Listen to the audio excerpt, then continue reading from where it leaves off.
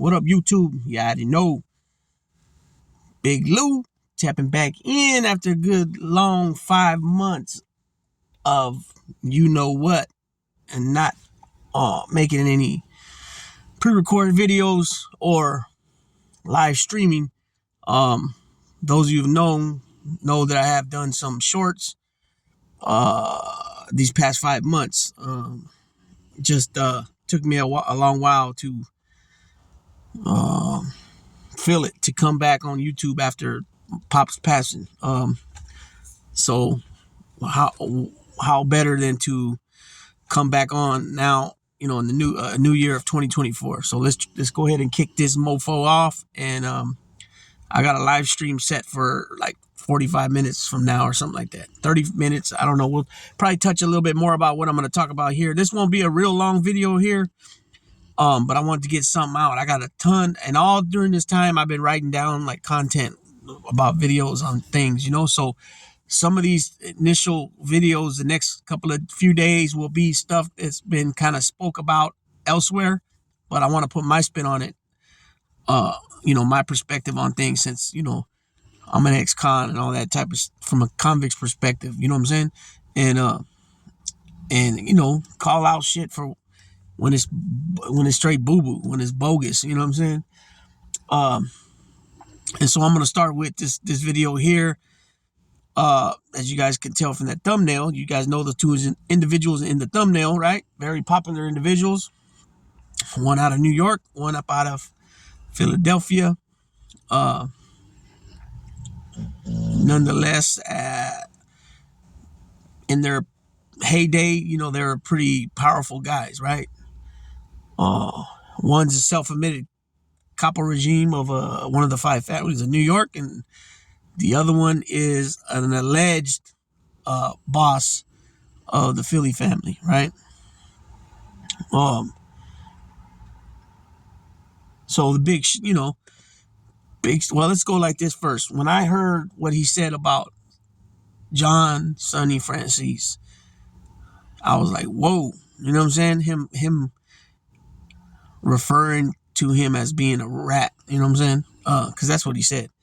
He said that, you ain't no better. You're just, I don't remember the exact words, but it basically was, he ain't no better than you, basically. That's how he said it. For him, hanging around. But let's get something straight. As far as what I know from my, from me hearing people talk about it, and also a lot of things that I've read, when that happened with Michael and Sonny, as everybody knows, because we heard the story, that there was a contract taken out on Michael, and that he says too that his dad went along with it. I mean, if Carmine Persico or whoever the boss is puts a green light on you, I mean, it doesn't matter if the underboss, the number 2 guy, says, "Oh no, hell no, we ain't doing that," and if that's the case, then he's subject for subordination, right? Not following directions, and then it's going to be another internal deal there, right? That's how that works. But the fact is, his dad went along with it, right? He didn't try to stop it. He didn't, and from my understanding of how this all went down, when Michael stepped away and all that, his dad was always going in and out, right? And you always hear this and you see it in the comments all the time. Well, his dad took 50 on the chin and he did 50 years in prison. He took 50 on the chin because that's what the sentence was in court. But he didn't, the way the feds were back then, they gave him 50 years. He went up in front of the parole board and all that. He actually did like 8 and some change, maybe 9. He got out in either 78 or 79 when he got out the very first time from doing on the 50-year sentence, right? Also, at that time,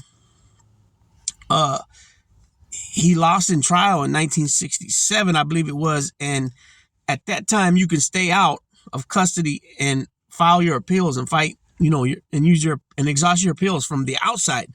Nowadays, you got to do it from inside, right? So he was able to stay out another, like I said, it was 67 when he went to trial, lost in trial, and then he didn't actually turn himself in until 1970 sometime. And like I mentioned already, he got out either in 78 or 79, being, 8 years, 9 years on that 50 initially. Okay. So follow me, make sure you guys pay attention for those that don't know the system that well. So he ended up getting violated like 3 or 4 more times, maybe even 5 times. I'm not sure exactly how many times. And every time you're violated, your sentence was 50 years. So you got all that. So he did 8 or 9 initially, right? So he has that other 40, 42, 40, 41, 42 years still that he can be, that he can do. And then, each violations he probably was being given, 2 years, 4 years, 6 years, whatever. 3 years. It's all up to the judge usually, right? And when it comes to the feds, the judge is the one that hands out the time. Not like the state courts. You make a deal. Your defense attorney will make a deal, with the DAs, and usually the judges won't get involved and try to say, "Oh no, I don't like that deal," or he needs to be, treated harsher than that. Usually, right? So in the feds, it's a lot different. And so Sonny was violated. I know anywhere from I'm pretty sure it was 4 times. He was violated 4 times. And I believe the 4 times he was violated added up to like another 20 years. And then the last pinch he got when he was in his 90s already, when his son, John Jr., was wearing the wire and testified on him, and he got 7 or 8 on that one. So the man ended up he done about 37, 38 years altogether in the pen, right? In the BOP, in the federal system. The man never told on nobody. He wouldn't, and he wouldn't speak on nothing. And, and so, it was said that, oh, well, you picked up your father from prison and you guys were hanging around each other. Well, the man was already 100 years old. You know what I'm saying? Come on now. The man was 100 years old. He's seen his son. He wasn't, as far as I don't know for sure, but I don't think he was involved with anybody. Certain people would come by and drop him off cash, to have some money for his pockets. But he wasn't out there involved with nothing at that age, 100 years old, and he lived till 103. And he had I think he had one leg was bad. He was in a wheelchair, right? He didn't walk that well. He had some, a few health problems going on, and it was like, and matter of fact, the author from the book, Sandra Petty, I think it's Petty.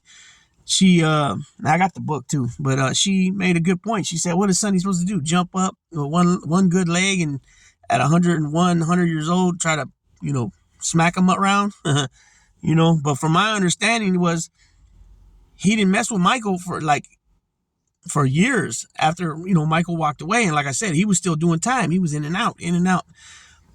Supposedly why Carmine Persico broke him from a captain down to a soldier. That way he never has a crew that he has to meet with or anybody he has to meet with, because he, on paper, supposedly he was doing him a favor, right?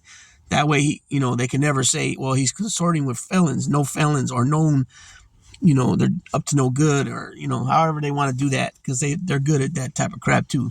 The authorities, the pro agency, the federal probation, the federal parole. It used to be federal parole, now it's probation. You know what I mean? So from my understanding, that he didn't mess with Michael until either he was in his 90s, just before the case with John Jr. when he ratted on him, or when he got out after 100 years old, after being the oldest inmate. And I believe that's when Michael, tried to, they put their differences to the side or whatever, and they reconcile their relationship, right? And then, and for oh boy Merlino to say that, he was in the joint with him. I heard somebody say they had pictures. They've taken pictures together, and then if you remember, all that you've seen a lot of pictures with Fat Andy, and that Fat Andy and Sonny were together in a lot of pictures. And then I heard too from other stories, other people talking, Fat Andy and Merlino were they were locked up together, and I guess they were gonna do some business. They're gonna do some type of business together or something. And so he was in there with him, and but let me say this too at the same time. If that was the case, and Sonny was like around Michael and John afterwards all the time, and he was younger, Yeah, that would be definitely a stain against you for hanging out, for being around somebody that's uh and not in good standings. You know what I'm saying? Somebody that, well, definitely John Jr., he got on the stand. John Jr., Francis got on the stand and told on people, wore a wire. Um, Michael's admitted to talking to the feds, but his admission was more like, oh yeah, okay, hey, this guy, what is he? Oh yeah, he's a captain. Oh, what about him? Oh, he's a captain too, but he's sometimes is a acting underboss or acting. He's been in position of acting underboss before, or whatever. But uh, I think it was Wise Guy TV. Shout out to Wise Guy TV. He broke down some stuff there. You know what I'm saying? Some paperwork. And like the Larry Champagne Carrazza story. Uh, yeah, I mean, you know what I'm saying? And so this is way before, because the way Michael tells the story is that he took a plea, right? Got 10 years. He did, what did he do? 6 or something on the 10 initially or something like that. 4, 3 maybe. And then he went back and he got violated because they finally figured out that he wasn't going to help him out in no ways. And he said he was just giving bare minimum stuff, or he knew how to navigate through it or whatever. Uh, but from what the paperwork showing, that no, like he's been talking to them since the early 80s. You know what I'm saying? So I don't know about that. He does try to minimize it a little bit. Um, saying that nobody went to jail because of anything he said. Um, that doesn't matter. You know what I'm saying? That don't matter. If you sit down and talk to these guys, I don't care what agency it is, if it's the local police department, if it's the sheriff's department from your local county, if it's a federal agency such as the DEA, the FBI, the IRS, Secret Service, U.S. Marshals, ATF, any of those, ICE, the old INS, which is ICE now. Those are all federal entities, right? And the reason I said Secret Service, because most of the time if you get like credit cards, or you get counterfeit money, charges, or they get onto you, usually those guys will come and investigate you. Then you got the post office, the postal police and all that too, which I'm not sure if they're considered federal or not, because if you mess with the mail, it's a federal crime. So they might be federal inspectors. I'm not sure what exactly their title, but anyways, so I can, there's been plenty of stories I've heard over the years of us being from here in California, and an individual might be considered no good, not for telling, just because he just fell off with the homeboys, where he's not pushing no more. He's not, he's not active. He's not out there. He's not pushing with the homies no more. But then, another guy that is still considered good and good standings, he might get caught up with the guy and they get arrested together for something, or he's seen with them or something. When he goes back to prison or jail, they can push that issue, and him, he could be facing some very tremendous repercussions for that. You know what I'm saying? So, I don't know if you guys remembered. I'm gonna bring this up because I remember this real quick. Mikey Scars, when he's driving with Trevor McDonald, and he's in that little, I don't know what he's driving, but they're down, I think they're in Manhattan, I believe. I'm not sure where they're at, but they're New York, that's for sure. And he sees the guys over there, and I think it was Froggy Galleon, right? Ralph Galleon's son. And he says that, oh yeah, his father was killed for botching a hit with John Gotti. That was Ralph Galleon, who was in with the Gambinos, but then his son's the Lucchese. And I don't remember how he did it, but he put his hand and he kind of pointed to Trevor like that, saying, "I've known him since he was a kid," or "I've known that kid a long time," or whatever he said. And he goes, "Oh, well, he's not really a kid, just expression." And he said that if they seen me, they might pretend like they didn't see me, but they kind of put themselves on the spot because they're supposed to act. You're seeing somebody that turned on their fellow brethren. You know what I'm saying? And they're supposed to act. You're supposed to try to hurt that person, take his wind. You know what I'm saying? And so I've seen that many times. So in all reality, Joey Merlino says that, well, you ain't no better than him. You're hopping around with him, hanging out with him. There's a lot of truth to that, right? There's a lot of truth to that, because not only you got one son that, left the life and went Christian and got married and moved out west, and he says, well, he's seen the life, going downhill. There was no future for it, which I can believe that, because that's what was happening at that time, right? The commission, the guys were getting all those times. Look at his dad, got 50 years back in the 60s. So, it was, I understand, I get what he's saying with that, but at the same time, an oath is an oath, you know what I'm saying? And that's supposed to be very, very sacred oath. And, it's just one of them things. You're just not supposed to, indulge in, in speaking about it, period. No type of acknowledging that anything exists. I don't care if they got pictures and you got it written on your back that says, I'm so-and-so, a captain in this family or that family, right? You're still not supposed to admit it. You know what I'm saying? So there's a lot of hypocrisy, right, in different stories over the years. We've heard about different guys allocuting in court, admitting to being part of CN, being part of the exact Borgata, indulging what their position is and what they were, what they were, what they were involved with, as far as the rackets and stuff like that.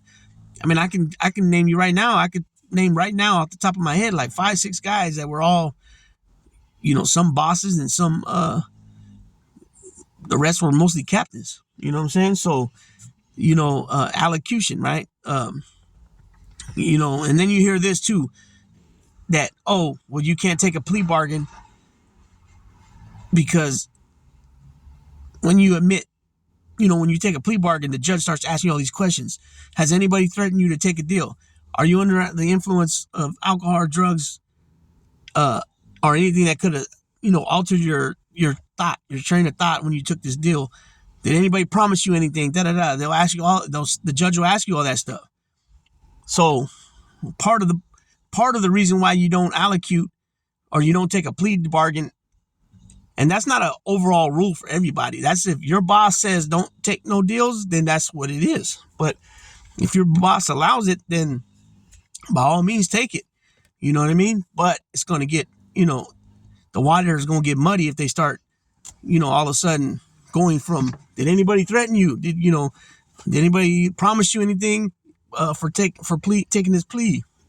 And then they're going to go into, oh, well, what year did you get, your button, and who sponsored you, and who headed the ceremony, and what was your position, and what did you start as, what year, and all these other questions they're going to start asking. And you've already agreed in the beginning of it that you're going to be truthful in all your answers, right?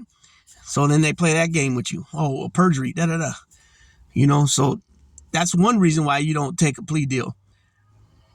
The other part about it is more important, I think, is because most of the time these guys get wrapped up in big indictments, right? And there's a bunch of guys.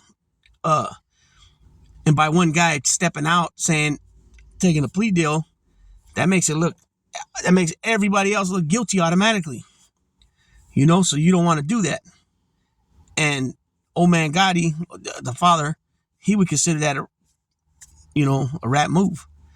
You know what I mean? Because you're taking a plea deal, admitting that whatever they're saying you did, you're, taking that plea deal.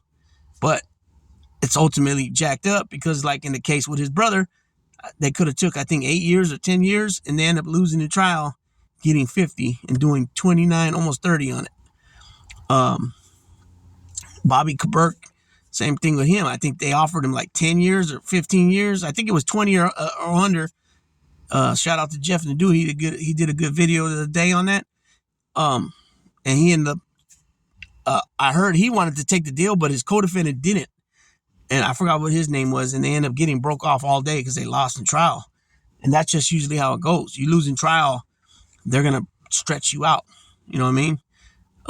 You lose in trial, and, if the offer was 10 as a plea bargain or 8 as a plea bargain, they're going to stretch you out. You know what I'm saying? And they're going to give you all, like in state court here, they're going to give you every enhancement possible, and double you up if possible. And those are all enhancements. So you could be looking at it, potential. Here's the deal for 6 to 10 years, but then you could possibly end up doing, losing in trial with 20 plus easy. I've seen it. One of my cousins, they offered him like 9 years. He didn't take it, lost trial, got 31 years. He's already been down like 18 years now. He gets out though, because they changed some laws and some things like that. So now he gets out in 2029. So he gets out in about 5 more years. So he'll end up doing like 22, 23 on the 31 years, excuse me. So back to what I was saying. So, Merlino has he does have a straight up legit point what he's saying. But then again, on the flip side, you're here talking shit, but you're on a freaking YouTube channel. You know what I'm saying? He's on a YouTube channel. He's talking about crimes. I haven't really heard him talk about other people's names. I did hear him say a few people's names a couple of times when they talked about the armor truck. And then he did say that his mom was a check cashing place and Angelo Lutz owed some money for a bad check or something like that. But we know how Joey is. Joey was coming out on radio stations back in the 90s. You know what I mean? And he was talking, I don't know what he was talking about back then. I wasn't privy to all that. First time I heard of Joey Merlino, when I was in prison, one of the homies had one of the books. It was the George Anastasia book, matter of fact. And so I started reading that. I got all into that. I already knew who Angelo Bruno was at that time. So this is like early 2000s. I already knew who Angelo Bruno was, but I learned more right quick, fast. You know what I mean? So Merlino has a point there, but then, like I said, his other point is, he shouldn't even be on YouTube. You know what I'm saying? Then I heard Borello, and then I'm gonna touch on that too. I hear Borello talking about, he's, Philadelphia, they had like 15 guys. It's like, okay, 15 guys. You know what I mean? At one point, I think the strongest they were was like 40, maybe 50 guys. But I don't even understand what your point is, because you're talking about Philadelphia, which is like what? I don't even think they have 2 million people in population. The whole city of Philly. You're talking about New York City, all 5 boroughs, and you're talking what, 20 million people, maybe even more than that, 30 million. So how are you going to compare? That just doesn't make no sense. And then he's saying that, being a so-called boss in Philly is like a soldier over here in New York, to one of the New York families. And that's just blatant disrespect. And how can that even be possible when Bruno was sitting on the commission at one time? You know what I mean? I know they kind of answered to the Genovese family, but I'm pretty sure if there's something that somebody that's running the Jersey crew, the Jersey family or the Philly family, and there's something they don't want to do, that I highly doubt that the Genovese or any of them are going to make them do it. You know what I mean? Especially if they go about it in a respectful manner, not just like, well, F you, motherfucker. You ain't going to come over here and tell me what to do. If they just keep it real and have a good reason why they don't want to do it, maybe, you know what I'm saying? But it's just blatant disrespect. Dude makes no sense. And then I just heard this recently because I didn't know why they were calling him Tonto or whatever. Well, I heard somebody ask Anthony Ruggiano if he had Native American blood in him. He said, no, that's Gene's dad has that. So I'm thinking, well, Gene's dad's part Native American. How the hell were you thinking you were going to get made then? I don't know, man. He's so... I seen him last night on that Matt Cox show. I watched it yesterday. And he looks like a clown. His eyebrows are all like... I said, he's just a clown. And he's just always talking. It's like... It's unbelievable that these dudes, the way they carry themselves, that they've even been to prison. Like... And even with Joey Merlino, too, the fact, that he comes on, and shout out to Craig Gatto. I started watching his channel the other day, And he straight up said those motherfuckers, them informants and shit, and them cooperators, they don't have no place in my mind. I don't give them no thought, right? And that's the way it's supposed to be, because, well, let me put it that way. That's the way we're schooled here in California. I don't give a fuck what nationality you are. You know what I'm saying? Well, what car you belong to, excuse me. If you're one of the Latino cars or a white car, the dude could be a no good motherfucker, rat piece of shit, and he's your cell next to you. You don't even acknowledge him. You don't sit there and start, because the dude's there, you start talking shit. So that's what trips me out on, when I hear this, all that rat motherfucker, and da-da-da. It's like, come on, man. Like, yeah, okay. And I got told on by somebody that wore a wire on me and everything, so I'm coming from experience, personal experience, having to deal with that. Yeah, do you think about it sometimes, be like, damn, that's fucked up, but you don't need to express it to everybody in public, and then go on a YouTube channel or any type of social media and constantly say that. That's why when you hear these people that they go that route and talk shit, they never been nowhere, because they wouldn't carry themselves that way. You know what I'm saying? And I'm gonna do another video too on the live. I'm gonna bring it up more.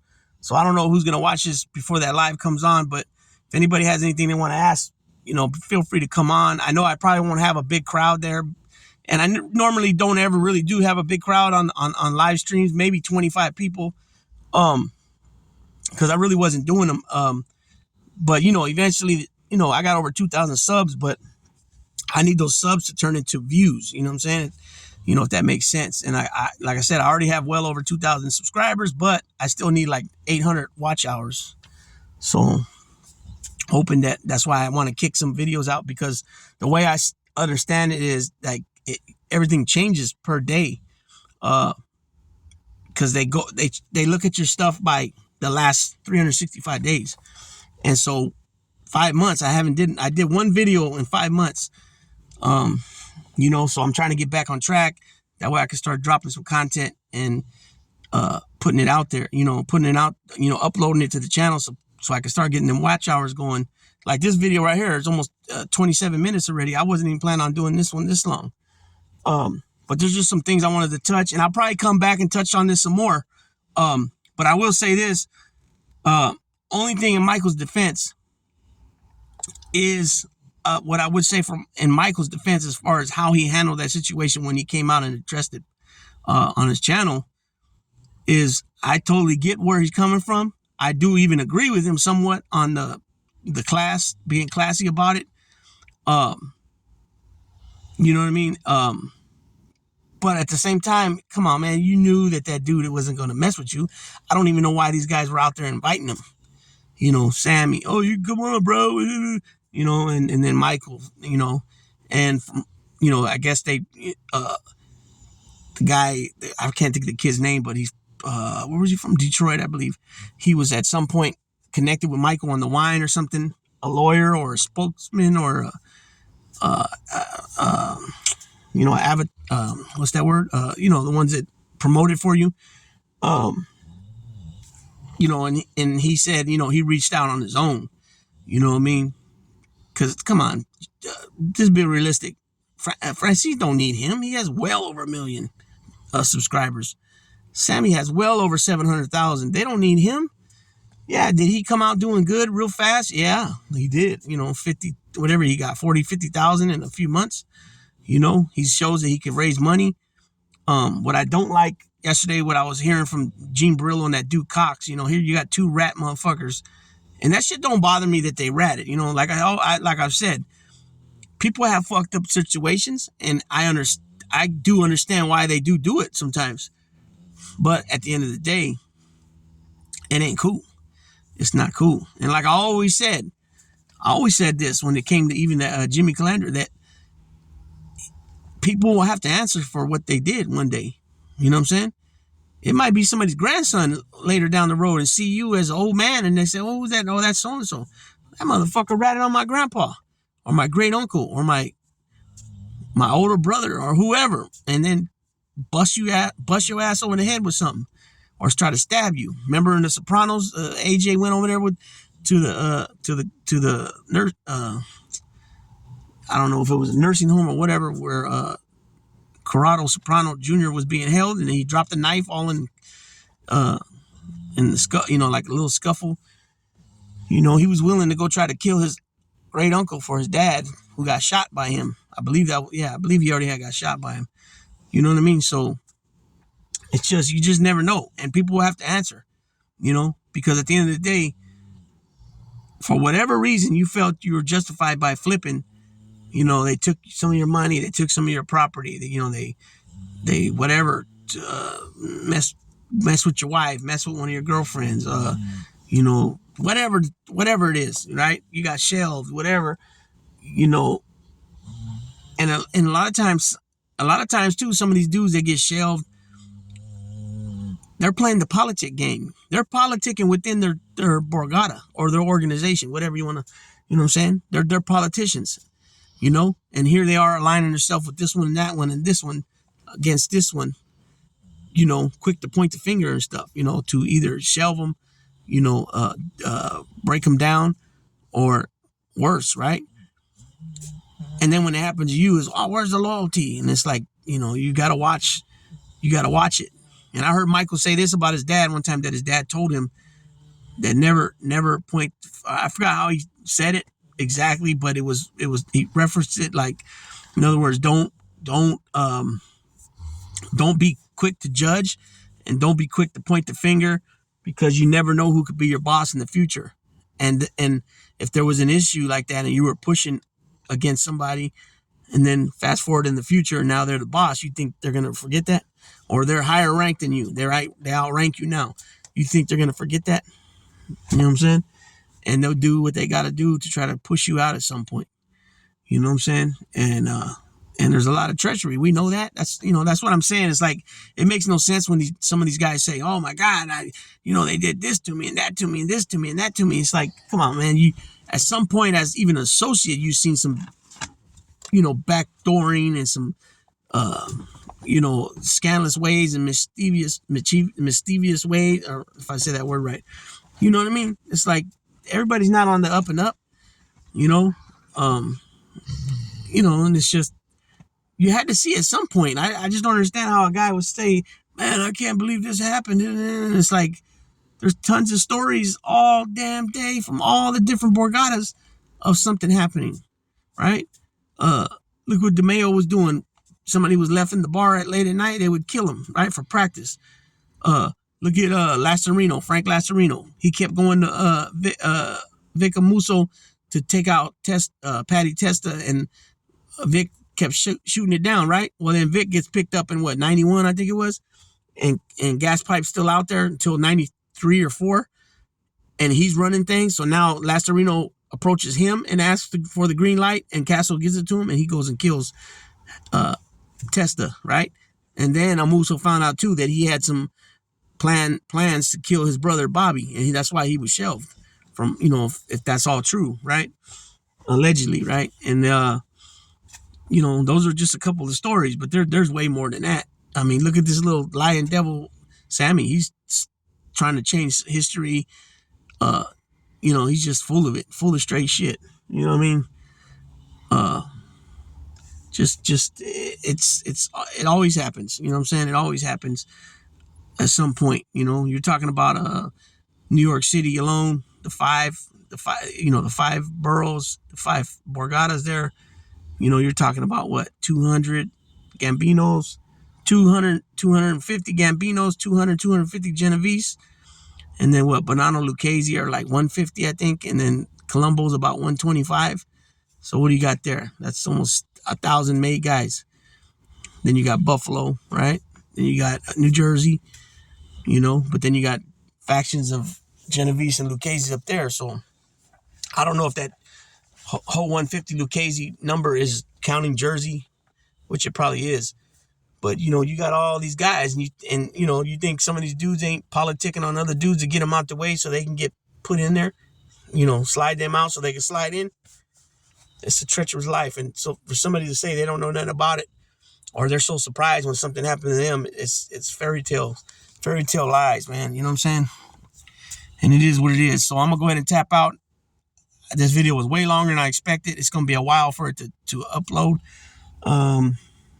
I've been changing the start time on my live stream actually yesterday I was going to come on for a West Side Wednesday, and I ended up changing it. I just kept getting caught up doing other things, and then same thing with today, but I had to change the thumbnail because it said West Side Wednesday, and now we're Thursday, so I changed it to the little monkey, and so I'll be probably going on there in about, I don't know, what time is it? 2:41. I think I got it set for 2:55. I think I'm gonna go ahead and change it so that way this video right here can get uploaded, and then I'll probably set it for 4:30. Yeah, because I know Thin Dude and Vito, the Superstar Pitbull, already came on. I imagine Angel will probably be on sometime, 5 or 6. And I'm not really sure who else comes on. I haven't been, like I mentioned earlier, since Pop's passed, I haven't been really watching. Like I'll catch Jeff to do his videos. I enjoy listening to his videos. I catch Thin Dude sometimes. I caught him yesterday. Today I missed him. Who else? NYC Crime Spot. I'll catch, even though I missed his live stream yesterday. I've been binge watching him a little bit. Corrupt. What is it called? Corrupt Connection, I think, or Connection Corrupt, I think it's called, with Tony Handsome. He was at NYPD. He does a lot of clips in Vegas, and his last one was at the Motion Lounge, where the Motion Lounge used to be. There's a couple other channels that I watch too. I've been watching a lot of Invest in Yourself podcast. Adrian and Sal over there. I've been watching a little bit of that. I've been watching some of his interviews. I've been catching some of the videos on Andrea Giovino's channel. So yeah, it wasn't like how before I was catching a lot of shows. There were so many shows, it was hard to keep up, man. You know what I'm saying? And then I started noticing this, and I know a lot of you guys noticed it too, is that when people want to be tripping off you, they don't tell you nothing. But if you did happen to have a wrench or something, they take it from you because they expect you to be there every day, every time they post something. And it's hard, you know what I'm saying? When you're trying to be supportive of a lot of channels and you can't catch everything, right? And some people go late, they got their certain schedules where they go late, they go real early, they're over the pond or whatever it might be. They're on the other, East Coast. And I find it funny because like they don't support you. You know what I'm saying? They don't go tap in with your channel. You know what I mean? Which ain't no big thing, but it's like, your actions is, speak louder. Like, what's going on. You know what I'm saying? Which that's fine. I never tripped off no wrench or nothing like that. But it's and another thing too is like channels that you are real supportive of. Like me, I always try to every time I see a short or a video, I hit the like button immediately. I don't have to listen to them. I know the person's capable of, speaking of good things, you know what I'm saying? Content, real stuff. Not just some bullshit off somebody else said, and now you got a show and let's bash them and so I don't hesitate. I hit the like button and I try to drop comments because I believe that all helps the algorithm, the channel, and all that. But it's real funny how you don't get that back. You know what I'm saying? And that's okay. I mean, that's okay. It's just, when you got somebody saying certain things, like you guys grew up together, things like that, it is what it is, man, and like I said, it's a new year and I'm just going to, I'm going to try to get back into the swing of things. And here was, the kickoff of this video right here. So with that being said, I'm going to go ahead and tap on out. I'm going to get ready for that live stream.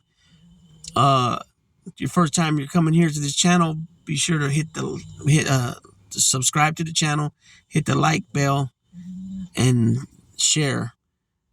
And be sure to hit when you hit the subscribe, be sure to hit the notification bell all, and that way you'll be informed every time something's dropped from this channel. Anything, it could be a live stream, could be a pre-recorded video, could be some shorts, it could even be a post, like just some pictures you post with a caption, but all the love helps. Like I said, I need about 850 more 850 more watch hours to get over that barrier, you know what I'm saying? And I'm already there with the subscribers. I have well over 2,000. But yeah, anything anybody could do to help, when it comes to that watching any of the videos. If you're gonna be falling asleep, go ahead and put that autoplay on and put the channel on, and that way it'll just keep counting out, the minutes while you're sleeping. You know what I mean? And if anybody feels free to, if anybody would like to drop a contribution to the channel, the Cash App is in my About section. It is $BIGGLOUPR,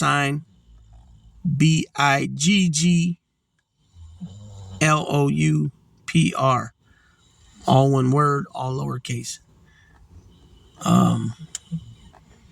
Yeah. So with that being said, peoples, the Latin Assassin is out.